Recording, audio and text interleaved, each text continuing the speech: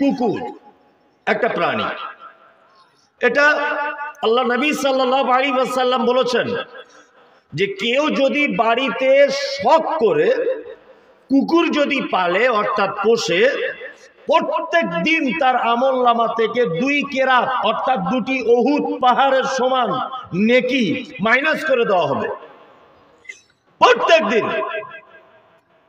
অনেকজন আছেন বাড়িতে কুকুর পালেন, কোনো প্রয়োজন নেই, তারপরেও বাড়িতে কুকুর রেখে দিয়েছেন। অনেক লোক আছে, কাল সকালে ঝাঁটা মেরে ওকে বিদায় করুন। হ্যাঁ, প্রশিক্ষণ প্রাপ্ত কুকুর ইসলামে পোষা জায়েজ আছে, অপ্রশিক্ষণ প্রাপ্ত কুকুর নয়।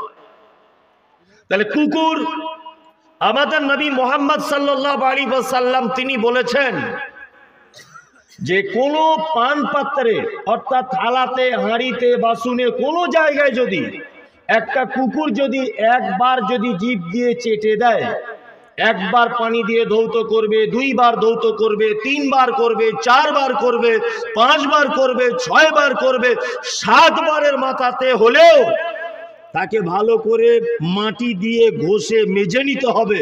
কারণ চিকিৎসা বিজ্ঞানীরা এটা প্রমাণ করছে যে কুকুরের লালাতে এত জার্ম, এত জীবাণু রয়েছে, মানব দেহের ভিতরে যদি প্রবেশ করে যায় তাহলে খুব অতি সত্বর সে জলতঙ্ক রোগে আক্রান্ত হবে। তার মানে কুকুর একটা মারাত্মক প্রাণী। আচ্ছা বলুন, এবার আপনাকে জিজ্ঞাসা করছি, আচ্ছা বলুন তো এই দুটো প্রাণী আমাদের জন্য কি জন্য বানানো হলো? দুটো সবই তো খারাপ, তাই না? এ মানুষের উপকার করে কি? অবশ্যই করে। আচ্ছা বলুন যে সারা পৃথিবীতে আপনাদের গ্রামটার নাম কি? রসুলপুর। আচ্ছা রসুলপুর এলাকায় সবাই যদি নবগ্রাম থানার স্কুল মাস্টার, কেউ দুবাইয়ে থাকে, কেউ আফ্রিকায় থাকে, কেউ লন্ডনে থাকে, কেউ আপনার ফ্রান্সে, কেউ জার্মান, কেউ মালয়েশিয়া, কোটি কোটি কোটি কোটি কোটি কোটি টাকার লোক নবগ্রাম থানার প্রত্যেকটা মানুষ। আচ্ছা বলুন তো সবাই যদি ধনী হয়ে যায় তাহলে এই এলাকায় গন্ধতে টেকা যাবে? যাবে? কিসের গন্ধ? পায়খানার গন্ধ। পায়খানা। স্কুল মাস্টার তো নিজের পায়খানার চেম্বার পরিষ্কার করতে পারবে? পারবে? পারবে না। সবাই যদি চাকরি বাকরি পায় তাহলে পায়খানার চেম্বারগুলো পরিষ্কার করবে কে? তার মানে সমাজে মেথরেরও প্রয়োজন আছে, আছে না নেই? তা আল্লাহ সুবহানাহু ওয়া তাআলা কুকুরকে দিয়ে মেথরের ডিপার্টমেন্টটা দিয়েছে। আমার বান্দারা মজা করে গরুর গোস্ত খাবে, জলসাতে ফেলবে, ওটা যদি থাকে গন্ধ হবে, জীবাণু তৈরি হবে, মানুষ মারা যাবে, রোগে আক্রান্ত হবে, তুই গিয়ে চম করে খেয়ে নিবি ওটা। তার মানে মেথরের ডিপার্টমেন্ট পালন করছে কে? কুকুর। তার মানে বোঝা গেল যে পৃথিবীতে অপদার্থ কেউ নয়, কেউ না। শুকর, তার ভিতর অনেক কল্যাণ আছে, এটা বলতে গেলে অনেক টাইম লাগবে, আমি ওদিকে যাচ্ছি না, অন্য আলোচনাতে শুনে নেবেন। আমি শুকরের অনেক উপকারের দিক বলে দিয়েছি। এবার আপনাকে যেটা বলতে চাচ্ছিলাম সেটা হচ্ছে এই যে সারা পৃথিবীতে আল্লাহ সুবহানাহু ওয়া তাআলা যা কিছু বানিয়েছেন উদ্দেশ্য ছাড়া কি বানাননি। এইবার আপনাকে বলছি সারা পৃথিবীর সবথেকে উৎকৃষ্ট প্রাণী আল্লাহর নিকটে কে? কে? মানুষ, তাই তো? আচ্ছা আমাদের তৈরি করা বা আমাদের পৃথিবীতে পাঠানোর উদ্দেশ্যটা কি? উদ্দেশ্য আছে তো? আছে। উদ্দেশ্য সম্পর্কে আল্লাহ তাআলা বলছেন যে আমা খালাকতুল জিন্না ওয়াল ইনসা ইল্লা লিয়াবুদুন, আমি মানুষ এবং জিনকে পৃথিবীতে এই কারণে পাঠালাম, এই জন্য তাদেরকে আমি তৈরি করলাম যে তারা শুধুমাত্র আমার ইবাদত করবে। শুধুমাত্র কি করবে? ইবাদত। এবার আপনাকে বলছি ইবাদত বলতে আপনি কি বোঝেন? ইবাদত বলতে আপনি বোঝেন নামাজ পড়া, হজ করা, যাকাত দেওয়া, কলেমা পড়া, এইগুলোই মনে হয় ইবাদত, তাই তো? আমি মুমতাজুল ইসলাম আপনাকে ইবাদতটা কাকে বলে এটা বলে দিয়ে যাচ্ছি। এক, আচ্ছা আপনার নখ কাটেন, নখ হাতের কাটেন তো? সোমবারের দিন নখ কাটবেন, একটাও নেকি পাবেন না। ওই নখটা আপনি শুক্রবারে কাটেন, ওটা ইবাদত। কারণ আল্লাহ নবী সাল্লাল্লাহু আলাইহি ওয়াসাল্লাম শুক্রবারের দিন নখ আর চুল কাটতেন। কি বললাম বুঝলেন না? শুধুমাত্র স্থান পরিবর্তন করে দেন। স্থান পরিবর্তন করে দিলে আপনার কাজটা সুন্নতে রূপান্তরিত হবে, আর স্থান পরিবর্তন করে দিলেই সুন্নতটা বেদাতে রূপান্তরিত হবে। দৃষ্টান্ত আপনাকে দিই। আচ্ছা বলুন তো, জিলাপি খাওয়া জায়েজ না না জায়েজ? একটু জোরে বলুন। জায়েজ, তাই তো? হ্যাঁ। আচ্ছা, এই জিলাপিটা আমি জলসা থেকে কিনে নিয়ে যদি কোনো মাজারে গিয়ে মানত করে দিই, বলুন তো জিলাপিটা খাওয়া জায়েজ না হারাম? ইয়েস। তার মানে জিলাপি হারাম নয়, স্থানটা হারাম, শুধু স্থানের পরিবর্তন ওই জন্য হারাম, তাই না? আর একটা জিনিস আপনাকে দেখাই, দেখুন আমাকে তো তুলেছে রাত 11টায়, আপনি ধৈর্য ধরে বসতে পারেন, আমি অনেকক্ষণ বলবো। আর যদি আমি বুঝতে পেরে যাই যে অসহ্য হয়ে যাচ্ছে মানুষ, তাহলে আমি এমন জায়গায় আলোচনা শেষ করে দিব যে আপনার অতৃপ্তিকর ব্যাপার থেকে যাবে, তৃপ্তি হবে না। তা ধৈর্য ধরে সোশ্যাল মিডিয়া দেখেন, আজকে ডাইরেক্ট যখন দেখছেন সাপ ব্যাং যাই বলি, একটু ধৈর্য ধরে বসে থাকুন, এটা আপনার কাছে অনুরোধ। ভালো না লাগলেও বসুন। তাহলে আপনাকে দেখলাম স্থান পরিবর্তন। আচ্ছা বলুন, পৃথিবীতে একটা লোক জন্মগ্রহণ করেছিলেন, বুঝে উত্তর দেবেন। সেই লোকটা এক পর্যায়ে নিজেকে আল্লাহ বলে দাবি করেছে, বলুন তো কে? ইয়েস, ফেরাউন। ফেরাউন। আচ্ছা, ফেরাউন ভালো লোক না খারাপ লোক? খারাপ লোক। আচ্ছা বলুন তো দেখি, ফেরাউনের নাম বললে নেকি হয় না গুনাহ হয়? সবাই বলছে গুনাহ হয়। অথচ কোরআনের 2-4 পাতা অন্তর অন্তর ফেরাউনের নাম আছে না নেই? আছে। আপনি যদি ফেরাউনের নামটা কোরআনের ভিতরে ঢোকান, প্রত্যেক অক্ষরে 10টা করে নেকি, প্রতিটা অক্ষরে 10টা নেকি। এমনি থেকে ওর নাম নিতে চায় না, নেকি হয় কি হয় না? আবুল আহাব লোকটা ভালো লোক না খারাপ লোক? খারাপ লোক। এর নাম আমরা কেউ বলতে চাই না, কিন্তু কোরআনে প্রায় নামাজে আমরা মুসল্লিরা এই সূরাটা পাঠ করি। কি? তাব্বাত ইয়াদা আবি লাহাবি ওয়া তাব্বা। আবি লাহাবের নাম এসেছে, প্রত্যেক অক্ষরে কটা করে নাকি? 10টা। তার মানে স্থান পরিবর্তন। জিলাপি যতক্ষণ জলসা ছিল জায়েজ, ওই জিলাপিটা তুলে মাজারে নিয়ে গেলে হারাম। এমনি মুখে ফেরাউন বললে নেকি নেই, এমনি আবুল আহাব বললে নেকি নেই, আছে। যখন আপনি কোরআন মাজিদে পড়বেন তখন কি নেকি পেয়ে যাবেন। তা আসলে যে ইবাদতটা কি, এটা আমরা বুঝি না, আমরা বোঝার চেষ্টা করি না। চেষ্টা করি না। আমরা ঠিক এই রকম ভাবে বুঝতে চাই। যেমন আপনি ধরে নেন, ওই আপনার কি বলে নখ কাটাটা বললাম, আপনি প্যান্ট তৈরি করছেন, একটা জিন্স প্যান্ট, তা সবাই গাঁটের নিচে জিন্স প্যান্ট পরে, আজকাল পরে না, জামানা তো উল্টে গেছে। আল্লাহর নবী মেয়েদের ব্যাপারে বলেছেন যে তোমরা গাঁটের নিচে কাপড় পরিধান করো। আর এখন যুবক ছেলেরা গাঁটের নিচেই পড়ছে, আর আমাদের ঘরের মেয়েরা গাঁটের 4-5 আঙুল উপরে, ওর পায়ের হাঁটুর একটু নিচে জ্যাগিন্স না লেগিংস পরে ঘুরছে। সম্পূর্ণ উল্টা। উল্টা নয়, উল্টা। আর আমি মমতাজুল ইসলাম এখন বলে দিচ্ছি, লিঙ্গ কটা? 2টা, তাই না? লিঙ্গ 2টা, নারী আর পুরুষ। এখন ভারতবর্ষের প্রতিটা, পশ্চিম বাংলার প্রতিটা স্কুলে এই সিলেবাসে এইটা পড়ানো উচিত যে লিঙ্গ এখন 3টে। এখন দেখবেন কিছু মেয়ে ছেলে আছে, তাদের বোঝা যায় না যে পুরুষ না এ মেয়ে ছেলে। আবার কিছু বেটা ছেলে আছে, তাকেও বোঝা যায় না যে মেয়ে ছেলে না বেটা ছেলে। ও কানে দুল পড়ে, এও কানে দুল পড়ে। যেমন মুসলমান এখন চেনা যায় না, হিন্দু সে জুয়ো খেলে, মুসলমানও খেলে। ও তাস খেলে, মুসলমানও তাস খেলে, তাই না? ও হারাম খায়, এও হারাম খায়। ও নামাজ পড়ে না, এও নামাজ পড়ে না। ও সুদে টাকা নেয়, এও সুদে টাকা নেয়। কোন জায়গায় ডিফারেন্স আপনি দেখান? ও মাজারে যায়, ও আপনার দুর্গার কাছে যায়, এ দরগায় যায়।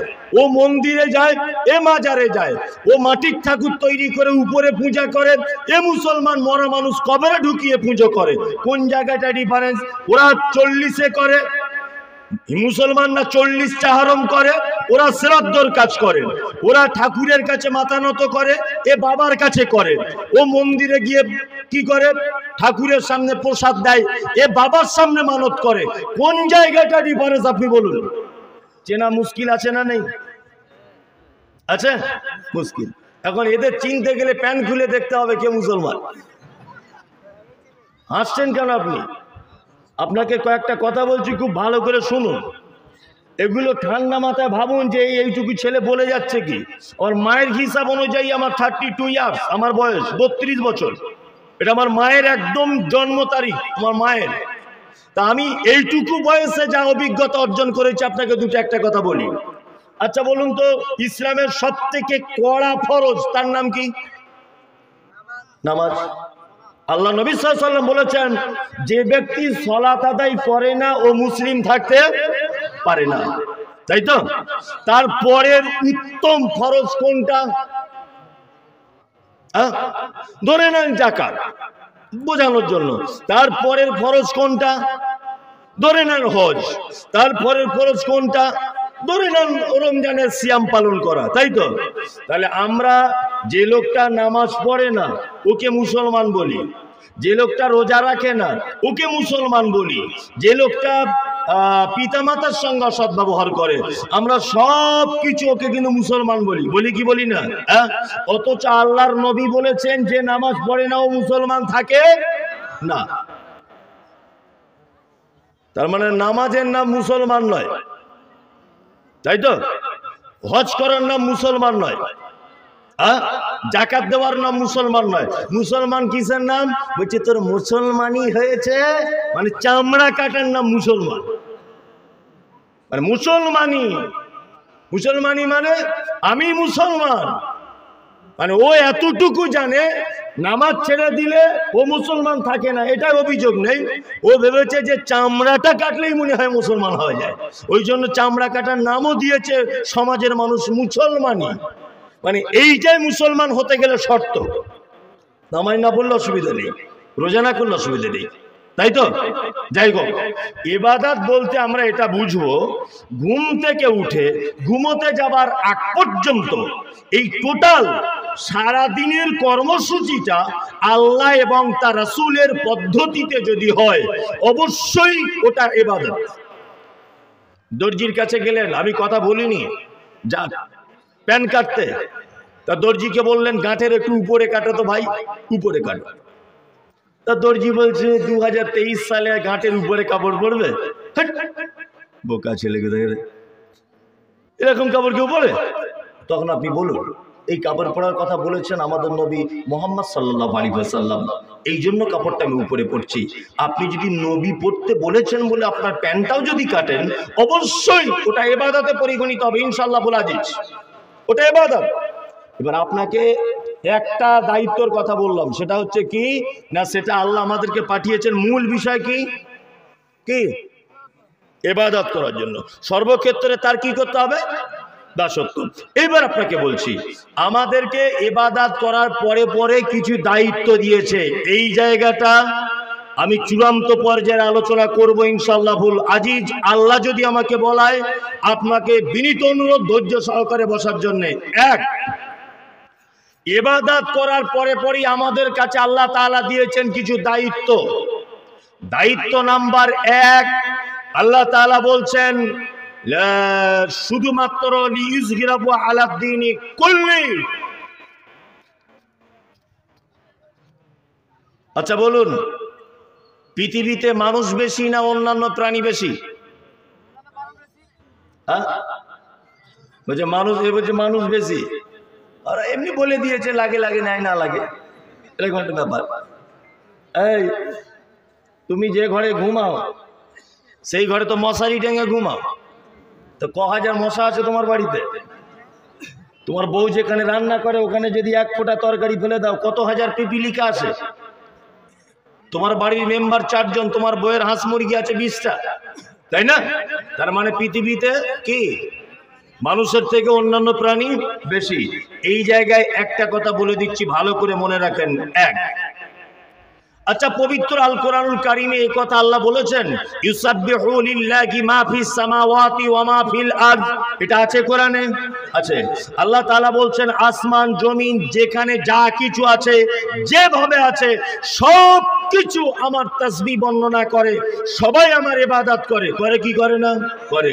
গরু তার পদ্ধতিতে ইবাদত করে, ছাগল তার পদ্ধতিতে করে, মুরগি তার পদ্ধতিতে করে, শ্রীগাল তার পদ্ধতিতে করে, হাঁস তার পদ্ধতিতে করে, পিপিলিকা তার পদ্ধতিতে করে, সাপ তার পদ্ধতিতে আল্লাহকে ডাকে। মানে সারা পৃথিবীতে যত প্রাণী রয়েছে প্রত্যেক প্রাণী আল্লাহকে ডাকে। এবার বলুন, মানুষ তৈরি করার আগে আল্লাহ আরেকটা জিনিস তৈরি করেছে, তার নাম মালাইকা, অর্থাৎ ফেরেশতা, তাই তো? আচ্ছা বলুন তো, ফেরেশতারা জান্নাত জাহান্নাম ব্যাপার আছে ফেরেশতাদের? আছে? নাই। ফেরেশতারা জান্নাতেও যাবে না, ফেরেশতারা জাহান্নামেও যাবে না। তাদের কাজ কি? নাঙল চালানো নয়, তাদের কাজ বিয়ে করা নয়, তাদের কাজ কি? এই আপনার রিক্সা চালানো, টোটো চালানো, রাজমিস্ত্রি কাজ করা নয়। তাদের কাজ শুধুমাত্র আল্লাহর ইবাদত করবে, এটাই তাদের কাজ। তাহলে পৃথিবীতে এত প্রাণী আল্লাহর ইবাদত করলো, আল্লাহর মন ভরলো না।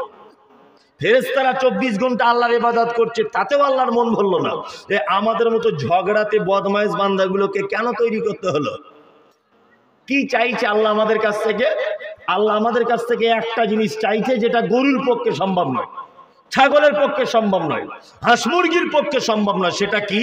আল্লাহ তাআলা বলছেন, লি ইউযহিরাহু আলাদ-দীনি কুল্লি। পৃথিবীতে তোমাকে পাঠানো হয়েছে এই কারণে তোমাকে পৃথিবীতে পাঠানো হয়েছে। কারণটা কি?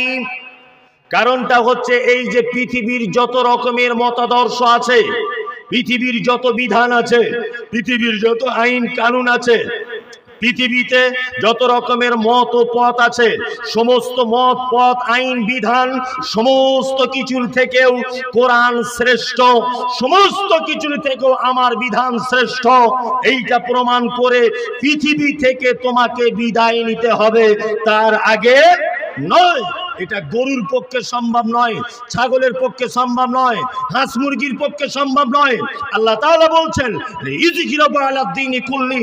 পৃথিবীতে তোমাকে পাঠিয়েছে এই কারণে সারা পৃথিবীর সমস্ত মতাদর্শের উপরে ইসলাম শ্রেষ্ঠ, এইটা প্রমাণ করে দিয়ে তবে আমার কাছে তোমাকে আসতে হবে, তাছাড়া এসে কোনো লাভ নাই। ইসলাম শ্রেষ্ঠ, এইটা প্রমাণ করতে হবে। এইবার আপনাকে একটা কথা বলছি, শুনে নেন। আচ্ছা বলুন তো, রাস্তায় যখন চলেন হাদিস কোরআন অনুযায়ী ডান দিকে চলা সুন্নত না বাম দিকে? ডান দিকে। আচ্ছা আপনি চলেন কোন দিকে? বাম দিকে। তাহলে অ্যাক্সিডেন্ট হওয়ার সম্ভাবনা আছে না অ্যাক্সিডেন্ট হবেই? কোনটা হবেই? যদি অ্যাক্সিডেন্ট হয়ে যাওয়ার পাবলিক আপনাকেই মারবে। বিয়াদব কোথাকারে দেখে চলতে পারো না, নিজের সাইডে যেতে পারো না, বলবে কি বলবে না? ইন্স্যুরেন্স কোম্পানি 1 টাকাও ক্লেম আপনাকে দিবে না, কারণ আপনি রং সাইডে হাঁটছেন। তার মানে নবীজি বলেছেন ডান দিকে চলা সুন্নাত, তাই তো?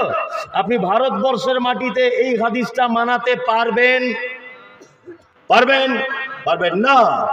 সুদ প্রকাশ্যভাবে কি হারাম, তাই তো? সরকার নিয়ম করে দিয়েছে, কি নিয়ম? যে জিরো ব্যালেন্সেরও তোমাকে একটা অ্যাকাউন্ট খুলতে হবে।